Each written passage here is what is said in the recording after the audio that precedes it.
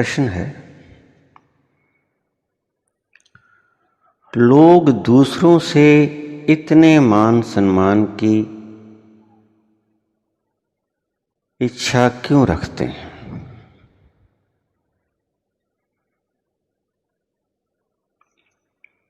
क्योंकि उनके पास मान सम्मान नहीं होता। उनके पास अपमान होता है। वो अपमान से भरे होते हैं। निश्चित रूप से जो चीज किसी के पास नहीं होगी उसी की ही तो कामना करेगा। अगर तुम्हारा पेट भरा हो, ठूस ठूस के भरा हो, तो क्या तुम भोजन की कामना करोगे? भोजन की कामना तुम तभी करोगे जब तुम्हारा पेट खाली होगा, चूहे कूद रहे होंगे, भूख से बेहाल हुए जा रहे होगे, तो आप भोजन की कामना करोगे। प्रश्न तो बिल्कुल सीधा है, लेकिन तुम इसको मुश्किल कर देते हो, कॉम्प्लिकेटेड कर देते हो। प्रश्न सीधा सा है कि जो मान सम्मान की कामना करता है उसके पास मान सम्मान नहीं होता, तभी तो कामना करता है।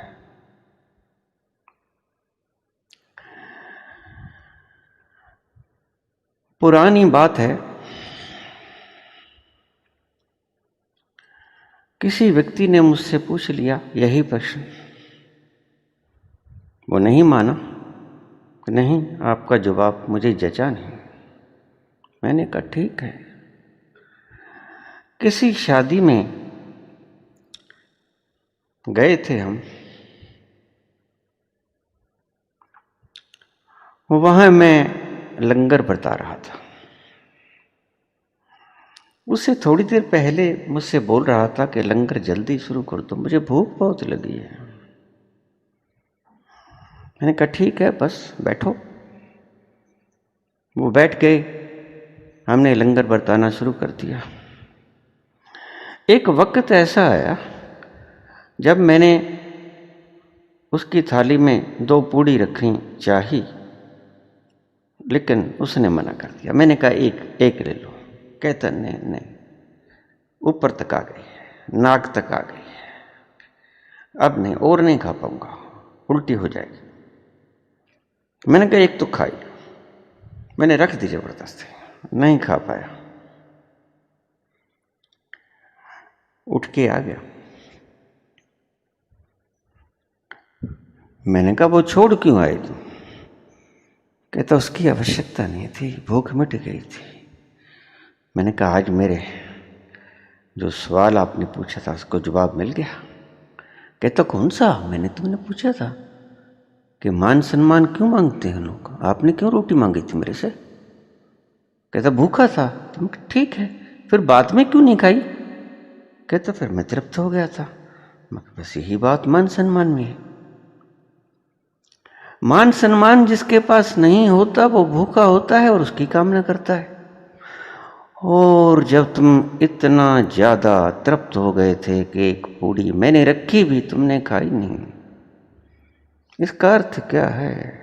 तुम इतने ज्यादा भर पेट हो गए थे कि उस पूरी को तुम्हें छोड़ना पड़ा। अक्सर मान सम्मान पाने वाले लोग जिनके पास होता है वो बड़ी से बड़ी कुर्सियां भी त्याग दिया करते हैं। मैंने अपने जीवन में एक महान पुरुष का नाम सुना, लोकनायक जयप्रकाश नारायण। इंदिरा गांधी को जब पदच्युत कर दिया गया 1977 के करीब, तो उनसे पेशकश की गई कि आप कृपया इस कुर्सी पे विराजमान हो जाइए, पीएम की कुर्सी पे, क्योंकि उसी के कारण ही इंदिरा हारी थी। लेकिन वो व्यक्ति किसी तल पे तृप्त था। उसने कहा नहीं, मैं ना बैठ पाऊंगा, अब किसी अन्य को बैठा दीजिए। तो उसने कुर्सी स्वीकार नहीं की। मोरारजी देसाई को पीएम की कुर्सी पे बैठा दिया गया। मान सम्मान की जिसे कमी होती है वो लोगों से भिक्षा मांग के मान सम्मान लेते हैं, और भिक्षा मांगने का ये तरीका है छुपा हुआ तरीका। आपने देखा कितने प्रेम से लोग मिलते हैं, विवाह शादी के अंदर अक्सर नाराज हो जाया करते हैं।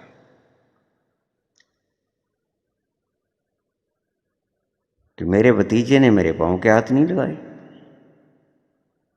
उन्होंने मुझे सलाम नहीं किया, मुझसे आशीर्वाद नहीं लिया, जैसे वो आशीर्वाद देने के योग्य हो गए हों। आशीर्वाद देने के योग्य हर व्यक्ति थोड़ा हो जाया करता है।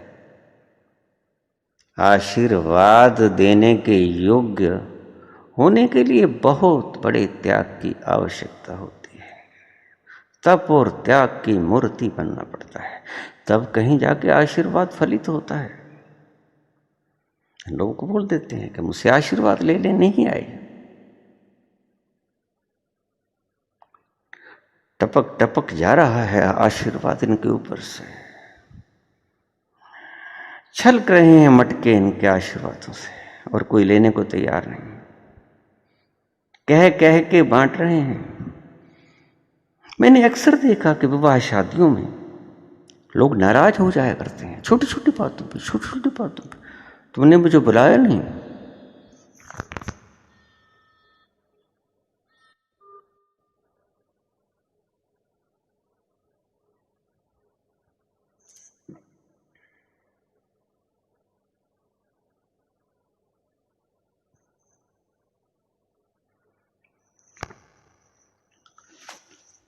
छोटी छोटी बातों पर नाराज हो जाते हैं विवाह शादियों में।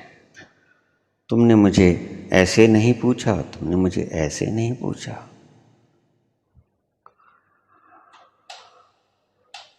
अगर अहंकार देखने हो लोगों के तो विवाह शादियों में चले जाना, वहां आपको अहंकार ही अहंकार देखेगा, खूब अहंकार देखेगा, जितना चाहे देख लेना। जैसे मैंने पिछले प्रवचन में कहा था कि शमशान गृह में मुकुट ही मुकुट देखेंगे लोगों के शीश पर सजे हुए वैराग्य के। ऐसे ही विवाह शादियों में अहंकार के बड़े बड़े मुकुट देखेंगे, और देखने वाला चाहिए स्पष्ट देख लेगा। बड़े ऊंचे ऊंचे मुकुट हैं। जैसे हम रामलीला में रावण का मुकुट सबसे ऊंचा लगाते थे, तो मुझसे एक व्यक्ति पूछने लगा, मैं राम जी का रोल किया करता था, कि रावण का मुकुट आप राम जी के मुकुट से ऊंचा क्यों करते हो? राम जी का मुकुट तो छोटा है, और रावण का मुकुट इतना ऊंचा, इतना विशाल क्यों लगा रखा है? मैंने कहा ये मुकुट अहंकार का प्रतीक है। शायद अभी तक रामलीला करने वाले समझे नहीं होंगे, आप कहीं भी जाकर देख लेना, रावण का मुकुट सबसे ऊंचा मिलेगा। और शायद रामलीला वाले ये बात नहीं जानते कि रावण का मुकुट इतना ऊंचा क्यों लगाया जाता है। वो एक प्रतीक है, सिंबॉलिक रिप्रेजेंटेशन है, प्रतीकात्मक चिन्ह है। वो मुकुट अहंकार का प्रतीक है। भगवान राम के जो मुकुट लगाते हैं उसके भीतर सुंदरता मिलेगी, लेकिन जो रावण के मुकुट लगाते हैं उसके भीतर कोई सुंदरता नहीं मिलेगी आपको। और काले रंग की ड्रेस मिलेगी, उनका भी सभी चीज़ों का अर्थ है। ये बातें बड़ी लंबी गहरी हो जाएंगी, इनके ऊपर बाद में चर्चा करूंगा। सो आपने पूछा है कि मान सम्मान की दूसरों से लोग अपेक्षा इतनी ज़्यादा क्यों करते हैं? क्या कारण होगा? एक तो कारण ये है कि मान सम्मान है नहीं, ये लोग रिक्त पड़े हैं भीतर से। मान सम्मान इनके पास नहीं है और आपके देने से मान सम्मान इन्हें मिलता नहीं, सिर्फ इनके अहंकार को तृप्ति मिलती है। जो सच्चा सम्मान है वो इन्हें फिर भी नहीं मिलता। आप चाहे इनके चरणों में लोटपोट हो जाइए, लेकिन इनका अहंकार ही तृप्त होगा, इन्हें मान सम्मान नहीं मिलेगा। तो मान सम्मान मैं किसे कहता हूं? आइए जरा देखते हैं। कृष्ण भगवान ने गीता के 6 अध्याय के 6 श्लोक में एक शब्द कहा है, उसको सुनिए। बंधुरात्मात् मनस्तस्य येनात्मैवात् मनाजितः अनात्मनस्तु शत्रुत्वे वर्तेतात्मै व शत्रुवत। बंधुर आत्मा आत्मनस्तस्य यैन आत्मै वात्मना जेतः। जिसने अपने आप से अपने आप को मान ग्रस्त कर लिया है, जिसने अपने आप से अपने आप को जीत लिया है, उसके लिए ही आत्मा अपना बंधु होता है, आत्मा अपना मित्र होता है। और जो अपने आप से हार गया है, ध्यान से सुनना इसकी व्याख्या।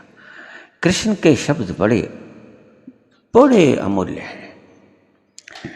अगर ध्यान से सुनोगे तो आपको बहुत बातें समझ में आ जाएंगी, अहंकार की गुत्थियां आपकी पकड़ में आ जाएंगी। और जो अपनी आत्मा से हार गया है वह उसकी आत्मा उसके शत्रु हो जाती है। जिसने अपने आप को जीत लिया है, जो अपनी आत्मा को आत्मा से जीत लिए है, उसकी आत्मा उसके मित्र हो जाती है। और जो अपनी आत्मा से हार गया है, उसकी आत्मा उसके आत्मा की शत्रु हो जाती है। बड़ा विपरीत शब्द बोला। इसका अर्थ क्या होगा?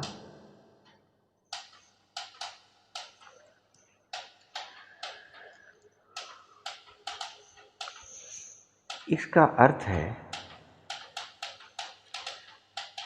कि अगर आपने आपकी आत्मा ने आपको सम्मान नहीं दिया,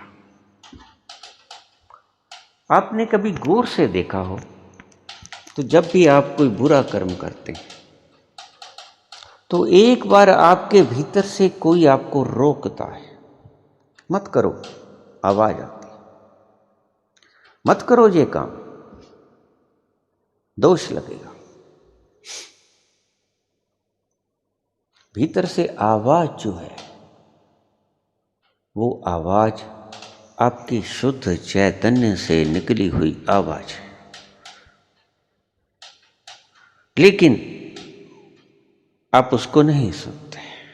अगर आप उसको नहीं सुनते और उसके विरुद्ध चलकर वो काम कर लेते हो, तो आपकी आत्मा ने जो बोला वो तो गलत नहीं बोल सकते। शुद्ध चैतन्य भला गलत कैसे बोल सकता है आपको? तो आप अगर वो काम करोगे तो आपकी आत्मा से आप हार जाओगे। अगर आपकी आत्मा ने कहा कि ठीक ये कर लो,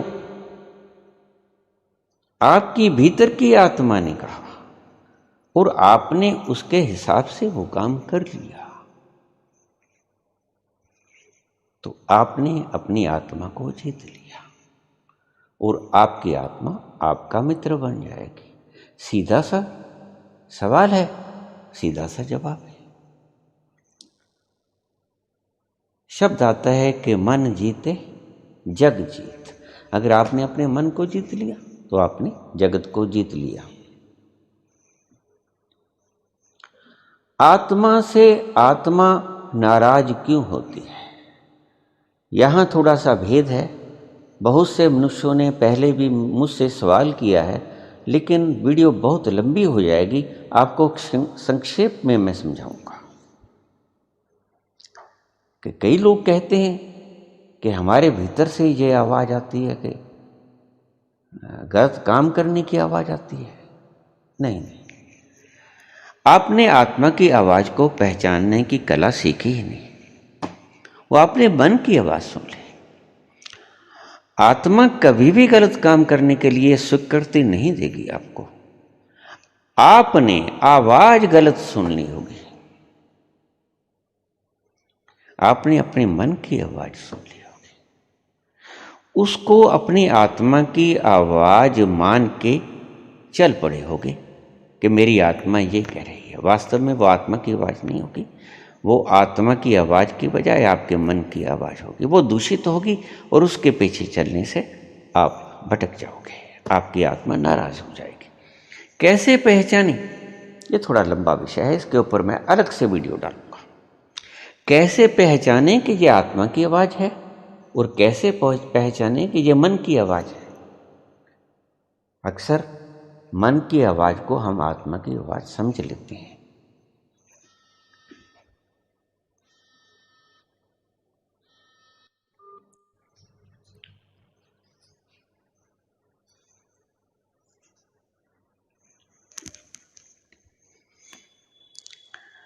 एक बड़े मजे की बात सुनाऊं। मेरे पुत्र की शादी थी। एक बेटा है मेरे, उसकी शादी थी और मेरा एक निकट परिजन कि दूसरा ताज आ गया कांटों वाला, कहता मैं नहीं जाऊंगा। मैंने कहा ठीक है मत जाना। दूसरे दिन बारात गई तो मैं भी नहीं गया, बारात में मैं नहीं गया। आपको जानकर शायद आश्चर्य हो, अपने इकलौते पुत्र की बारात में मैं नहीं गया।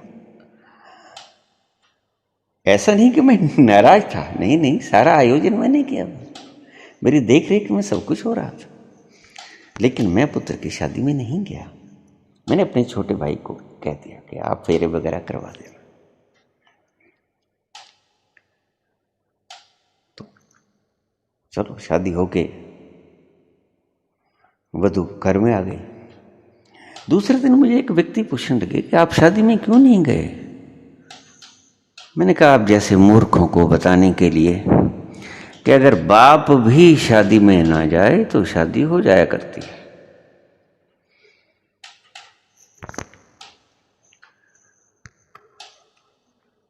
तुम बाप से तो बड़े नहीं हो ना। अगर बाप भी शादी में ना जाए, मैंने आपके आगे एक उदाहरण पेश किया, अगर बाप भी शादी में ना जाए तो शादियां हो जाया करती हैं, और खुशी की शादी थी, कोई लड़ाई झगड़े वाली अरेंज्ड मैरिज भी नहीं थी, ऐसी खुशी की शादी थी। सभी को भेजा, सभी गए, सभी रिश्तेदार बुलाए, लेकिन एक रिश्तेदार मेरा नहीं गया। तो मुझसे जब पूछा किसी ने, मैंने कहा आप जैसे पागलों को बताने के लिए कि आप नहीं गए तो शादी होनी ही थी, मैं नहीं गया तो भी शादी हो गई। देखिए बड़े मजे से हो गई, उतनी ही धूमधाम से हो गई, कोई व्यवधान ना पड़ा। तो कुछ लोगों के मन में ये भ्रम होता है कि अगर हम नहीं गए, यही तो भ्रम होता है, इसलिए तो जाते नहीं, को शायद इसका काम बनेगा नहीं, जैसे वो कल्पतरु वृक्ष हो कि बस उनके नीचे बैठने से ही सारी मन वांछित फलों की प्राप्ति होगी। ऐसा नहीं होता। हम जब नहीं रहेंगे तब भी शादियां होंगी। ये जिंदगी के मेले दुनिया में कम ना होंगे, अफसोस हम ना होंगे। कभी रुका है संसार का क्रियाकलाप? कभी रुका है किसी के बिना? ज्यादा बढ़िया चलेगा तुम्हारे बिना। ऐसे लोगों के बिना ज्यादा बढ़िया चलेगा।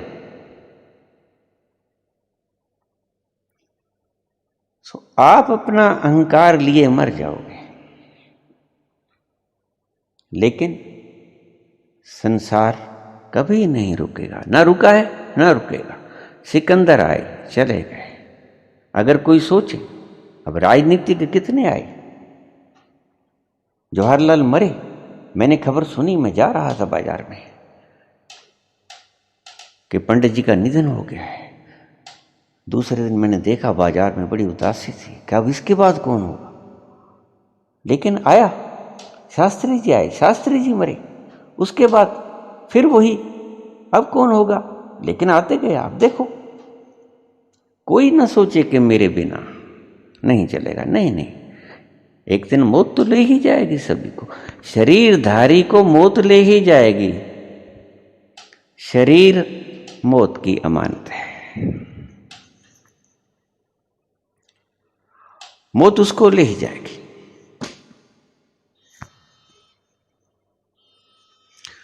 और भगवान कृष्ण कहते हैं कि जिसकी आत्मा आत्मा का मित्र है, वही व्यक्ति धनाढ्य है, वही व्यक्ति मान सम्मान से युक्त है। जिसकी आत्मा अपनी आत्मा की शत्रु है, वही व्यक्ति बेइज्जत है, उसी के पास इज्जत नहीं है। तो आपको इस बात को अगर थोड़ा गहरे से मैं व्याख्यायित करूं तो इसका अर्थ जो निकलेगा वो क्या निकलेगा? जिन व्यक्तियों ने अपने जीवन काल में धोखाधड़ी से, रिश्वतखोरी से, बेईमानी से, कपट से, जालसाजी से, बिंदियां लगा के लोगों से नीचे के टेबल के नीचे से रिश्वतें लेके अपनी जेबें भरी हैं, कोठियां डाली हैं, जमीनें खरीदी हैं, आप क्या समझते हैं कि लोग तो उसको मान देंगे या ना देंगे, इसके बारे में मैं कोई बयान नहीं देना चाहता। लेकिन एक बात तय है जिसको मैं जानता हूं और 100% जानता हूं, उसकी आत्मा उसको सम्मान नहीं देगी। उसकी आत्मा उसको सम्मान नहीं देगी। जिस आदमी ने रिश्वत से, हेरा फेरी से, चोरी से, डाके से लोगों की संपत्ति को हड़पा है, अपनी कुर्सी का नाजायज फ़ायदा उठा के, अपने ओहदों का नाजायज फ़ायदा उठा के, जिस आदमी ने दूसरों की संपत्ति को हड़पा है, गरीबों की संपत्ति को खाया है नाजायज, उनकी आत्मा उन्हें सम्मान नहीं देगी और वो भिखारी के भिखारी रहेंगे आत्मा के तल पे। बात को ध्यान से समझ लेना।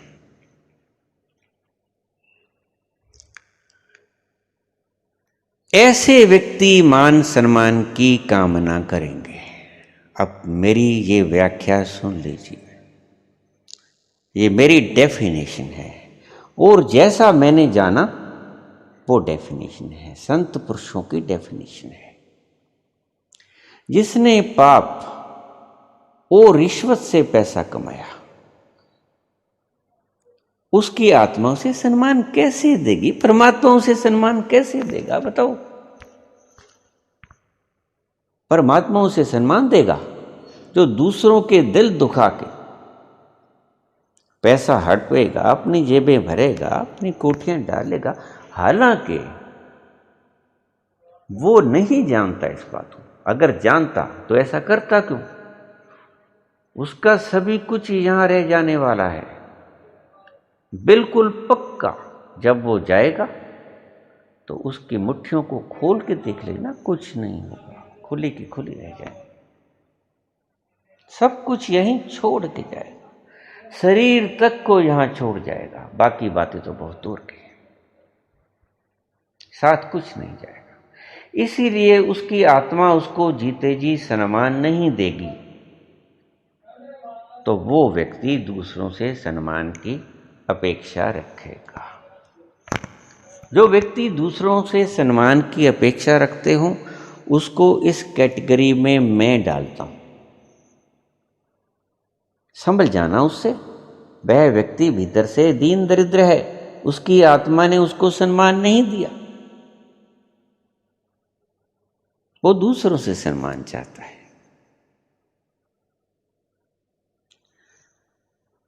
दूसरा व्यक्ति जिसने ईमानदारी से,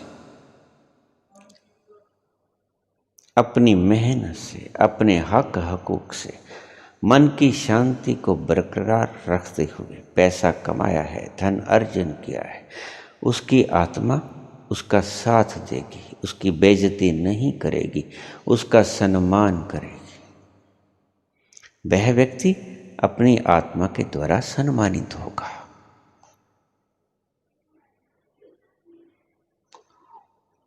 और एक बात और समझ लेना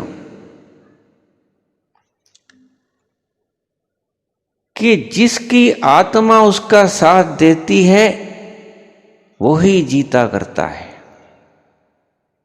जिसकी आत्मा उसका साथ नहीं देती वो हारा करता है, निश्चित हारा करता है।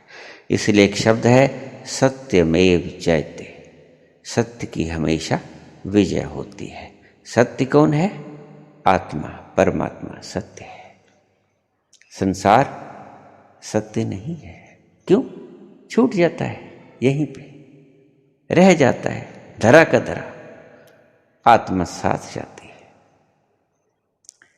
जिसकी आत्मा ने व्यक्ति को साथ नहीं दिया वह आत्मा अपनी ही शत्रु है। भगवान कृष्ण जी बात कह रहे हैं। जिसकी आत्मा ने अपना साथ दिया है वह आत्मा अपनी मित्र है। भगवान कृष्ण ये कहते हैं। तो आपने पूछा कि लोग दूसरों से मान सम्मान की अपेक्षा क्यों रखते हैं? क्योंकि उनकी आत्मा ने उन्हें सम्मान नहीं दिया है। अगर व्यक्ति की आत्मा उन्हें सम्मान दे दे तो वो दूसरे से सम्मान की अपेक्षा कभी ना करे। वो भरे हो जाएंगे, वो उस प्राणी की तरह हो जाएंगे। जैसा मैंने पहले कहा कि मैंने जब पूड़ी रखी तो वो नहीं कहता नहीं अब नहीं खा सकूंगा मैं, भर क्या, उसका पेट भर गया। मेरे पास यहां लोग आते हैं, बिल्कुल पूरे का पूरा सर मेरे पांव में रख देते हैं, हाथ जोड़ के खड़े हो जाते हैं।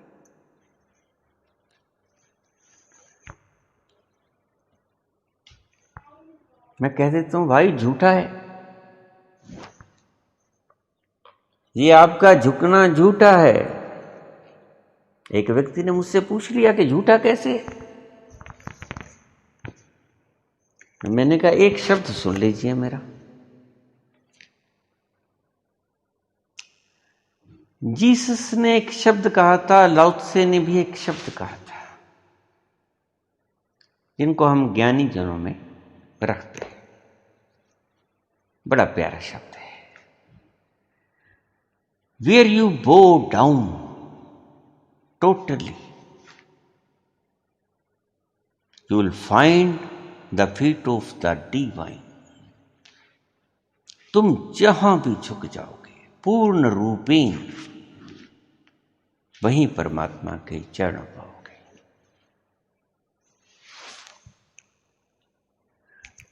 हिंदू धर्म ने बड़े इशारे किए हैं, देखने में बाहर से झूठे लगते हैं लेकिन भीतर से उनमें बड़ी कीमिया कूट कूट के भरी हुई है।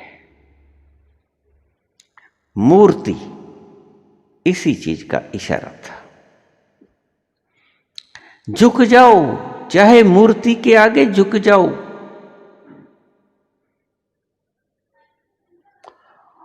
उसने मूर्ति के बहाने चाहे वो हनुमान जी की मूर्ति बना दी, काली की, दुर्गा की, किसी की भी मूर्ति बना दी, उनके पीछे एक कारण था। उस कारण से मूर्ति बनाई गई कि जो रूप तुम्हें पसंद आता है, जहां तुम पूर्ण रूपेण झुक सकते हो, उस मूर्ति की श्रद्धापूर्वक सेवा और उसकी पूजा करो।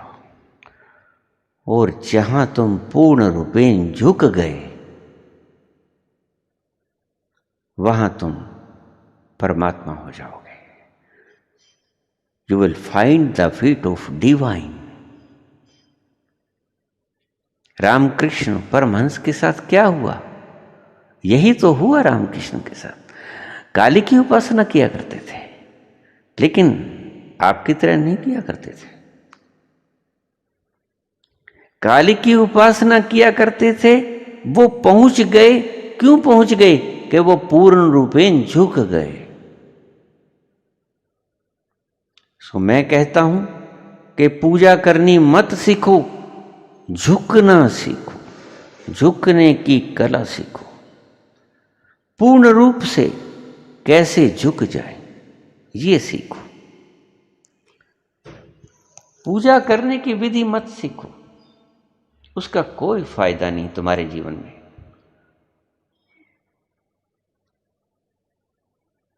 अगर पूजा करने की विधि सीख गए तो ज्यादा से ज्यादा कर्म कांड करवा लोगे।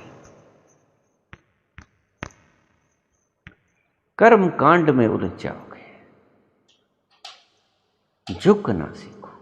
अगर झुकना सीख गए तो फिर ईश्वर को पालोगे।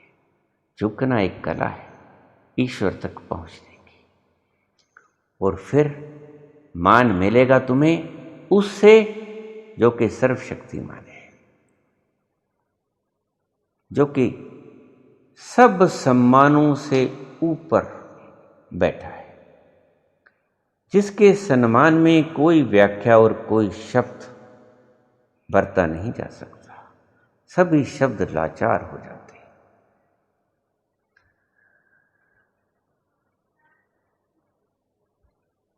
उसकी सभी बढ़ाइयां, उसकी सभी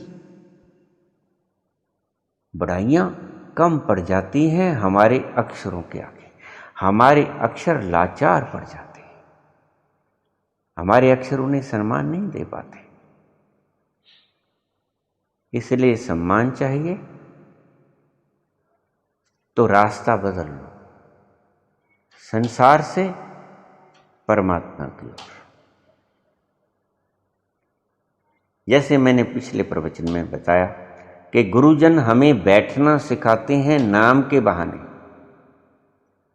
इसी तरह मूर्ति हिंदू धर्म में बनाई गई झुकने की कला सिखाने के लिए। झुकने की कला आ जाए तो तुम अपना स्वरूप देखने में समर्थ हो जाओगे, जैसे रामकृष्ण परमहंस हो गए। और फिर तुम्हें सम्मान मिलेगा, जैसे काली ने सम्मान दिया रामकृष्ण को, परमात्मा सम्मान देगा तुम्हें। उस सम्मान से तुम तृप्त हो जाओगे। ये भाई भतीजावाद के सम्मानों से तुम तृप्त नहीं होगे, खाली के खाली रहोगे। देख लेना, मृत्यु की घड़ी आ जाएगी और तुम रिक्त के रिक्त रह जाओगे, खाली के खाली। भीतर झांक के देख लेना, कुछ नहीं पाओगे, भीतर सब रिक्त मिलेगा आपको। अगर भरा होना चाहते हो, अपने घड़े को भरना चाहते हो तो झुकना सीखो, झुकाना मत सीखो। झुकाना मत सीखो, झुकना सीखो। झुकने की कला परमात्मा तक ले जाती है। धन्यवाद।